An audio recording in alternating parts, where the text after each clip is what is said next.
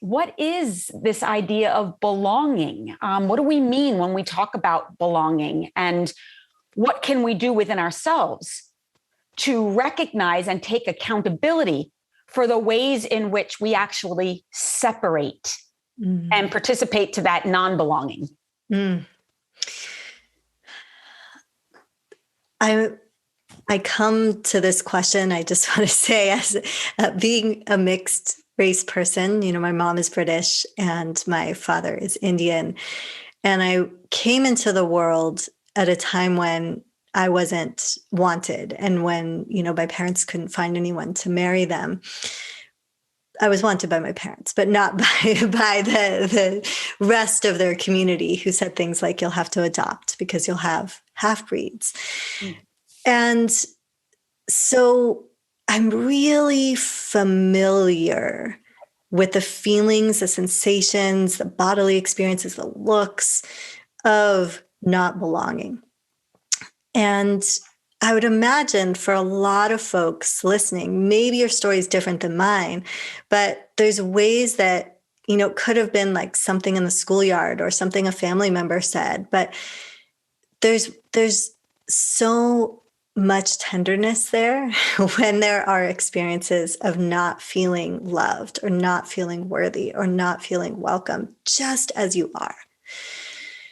And so for me, when I turn towards the practices of yoga and really this is what I love about a kind of full expanded, which is, beyond the scope of what we can go way into today. But if you look at Samkhya philosophy, if you look into yoga philosophy, which there are many wonderful teachers of this, and many books, then at our core, we're always already good.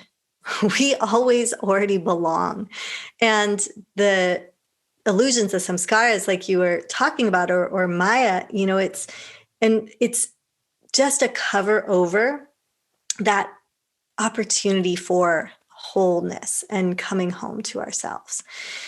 And that feeling, and I can tell even in how, as I'm talking to you all, it's as I describe what it was like, there's still the tenderness there. It hasn't fully gone away.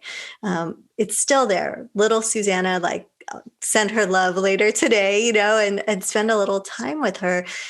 And because of reconnecting to these practices, I feel like it's like a remembrance of I am whole. I am, I belong to my family. I belong to the community, and you all belong to me, right? We're different. And I want to actually hear about all the ways that we're different and the differences in our upbringings and our backgrounds and our family systems.